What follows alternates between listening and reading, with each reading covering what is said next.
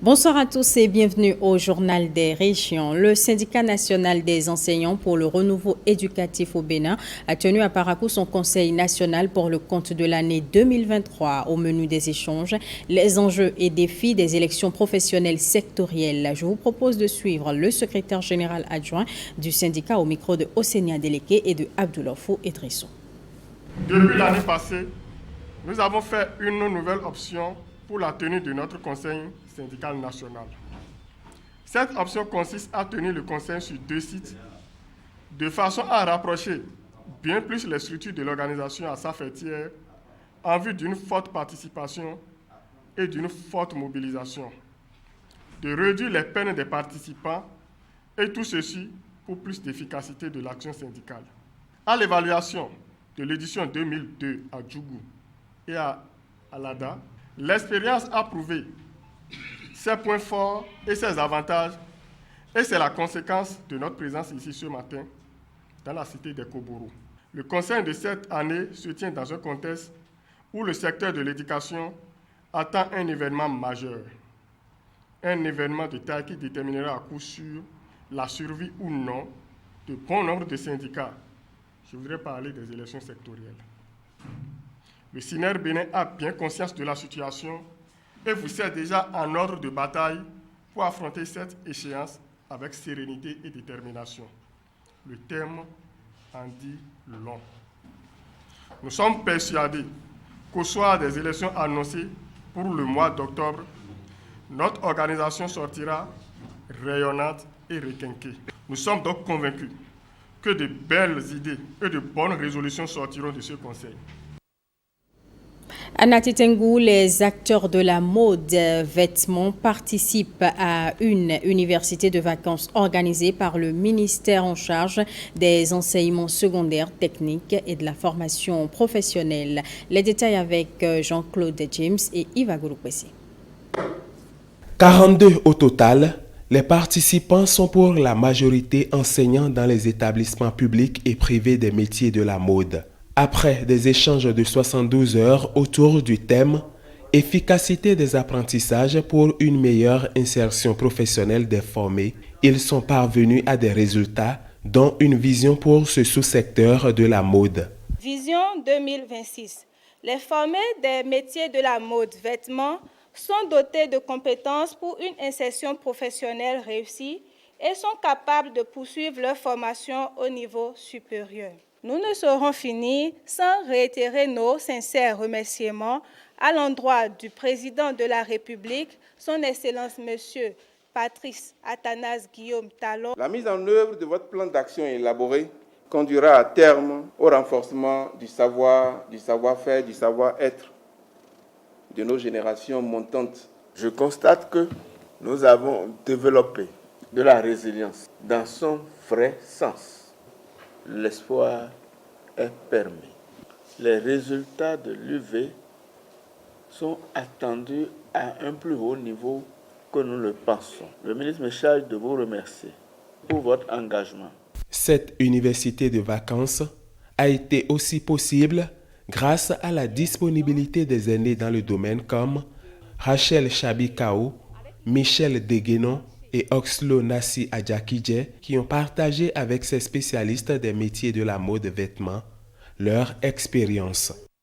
L'idée de cette université de vacances est appréciée par des participants. On les suit au micro de Jean-Claude James et de Yva Gouroupessi. On dit que le travail éloigne de nous 3 grands mots. Mot M-A-U-X. L'ennui. On ne s'est pas du tout ennuyé au cours de cette UV. Le vice. Ça a chassé beaucoup de choses en nous. Et le besoin. Désormais, nous savons que nous avons autant besoin de vous que vous de nous. On a fait un grand pas et on peut dire merci au président de la République. Parce que ça me faisait vraiment mal de voir le coton du Bénin partir. Et je suis de Parakou, je suis native. Et quand on a fermé Koteb, je peux vous dire que j'ai pleuré. Et aujourd'hui, je vois qu'il y a des lycées qui forment des gens pour travailler dans des usines de vêtements. D'ici 3 ans, comme il l'a dit, en 2026, je pense que nous n'aurons plus rien, mais rien à envier à tous ces pays qui se sont développés grâce au textile. Moi, j'ai une doléance. J'ai remarqué que nous faisons beaucoup la promotion de métiers, mode, vêtements. Je suis d'accord, je m'aligne là-dessus et c'est tout à fait normal. Mais je voudrais nous rappeler également qu'au-delà du métier de vêtements, nous avons également le métier de la maroquinerie, de la cordonnerie et j'en passe. Et ce sont des métiers qui aujourd'hui sont porteurs. Et défis de la cellule focale genre de l'Assemblée nationale, la thématique a retenu à grand propos a réuni les femmes et fonctionnaires parlementaires pour un renforcement de capacité. Le point des travaux avec Firmin Bassao. Le présent atelier intervient dans un contexte où la thématique approche genre et développement est d'actualité. Au plan national, le Bénin a progressivement mis en place un arsenal juridique et institutionnel de promotion de l'égalité des genres visant particulièrement la promotion, la protection des droits des femmes et des filles. La concrétisation de cette volonté politique s'est manifestée par la création d'un siège exclusivement destiné aux femmes par circonscription électorale. Je voudrais donc remercier le président de l'Assemblée nationale du Bénin qui a autorisé et accompagné tout le processus ayant abouti à la tenue effective de cette activité. Tout en vous souhaitant, chers collègues, une excellente mission au sein de notre entité collective, je vous engage à vous approprier cette session dont le succès sera le gage pour relever le défi qui nous incombe. L'organisation de ce séminaire permettra à la cellule focale genre du Parlement d'être suffisamment outillée pour apporter des réponses appropriées dans la promotion de l'égalité des sexes, de l'autonomisation des femmes et de la création d'un environnement plus inclusif et égalitaire au sein du Parlement. Une campagne de vaccination des chiens contre la rage canine dans la commune d'Abomey a démarré. L'initiative est portée par la direction de l'élevage du département du Zou avec l'appui du projet Rédissé. L'un des objectifs est d'informer les populations sur les dangers liés à la morsure des chiens. Pierrette Adayossi, Kadnel Kako. Vacciner, détecter des signes et sensibiliser sur la prévention contre la rage transmise aux personnes par les chiens. C'est l'objectif du projet Rédissé, initiateur de cette campagne de vaccination. La rage reste une zoonose et à 100% létale. Quand on la contracte, on n'a aucune chance de survie.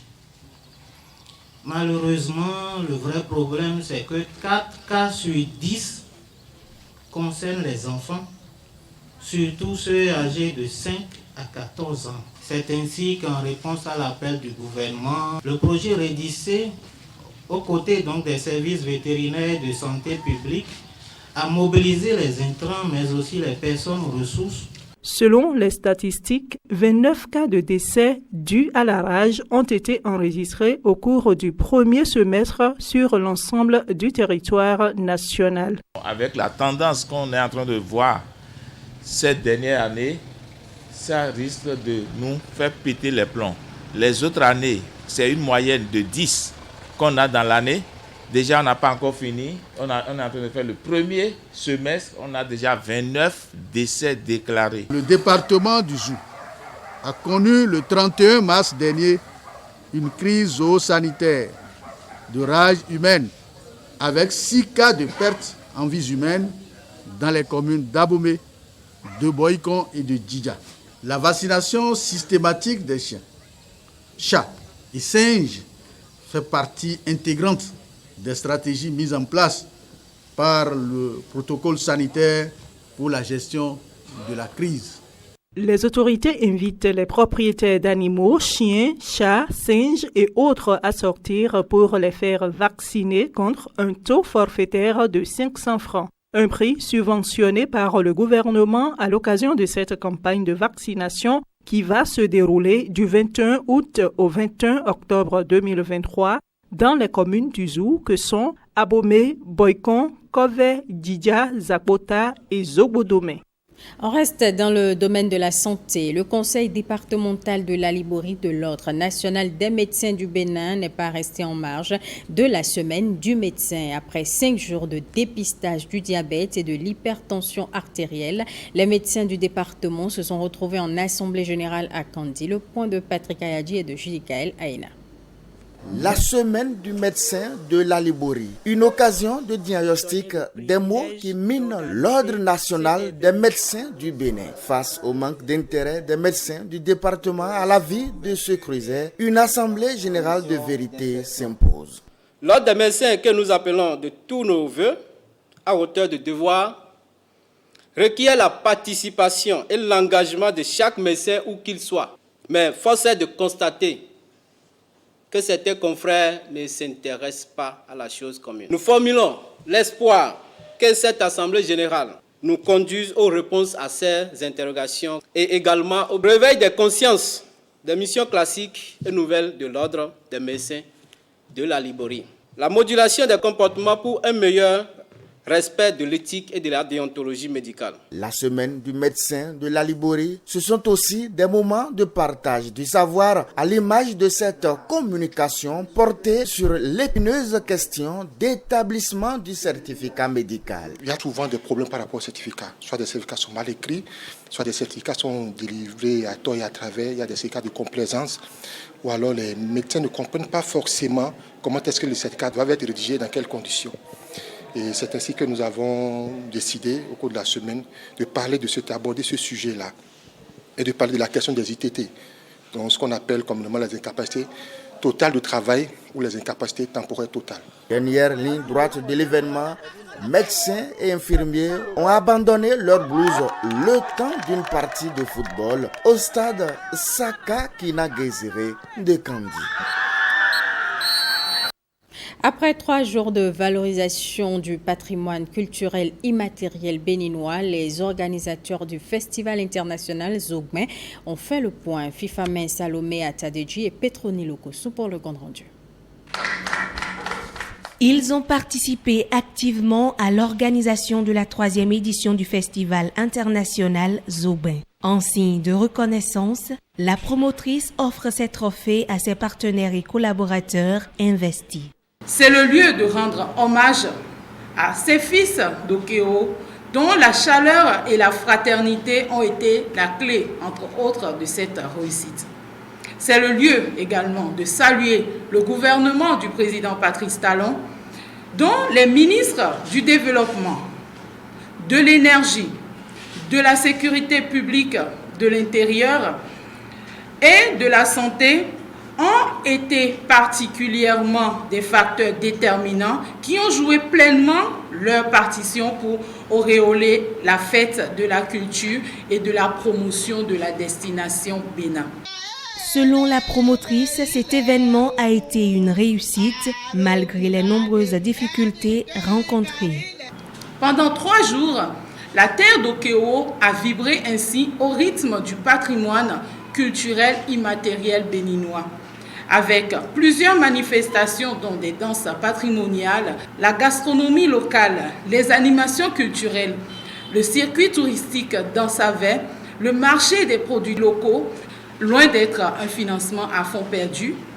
Le Festival international Zogben est un vecteur de création d'emplois.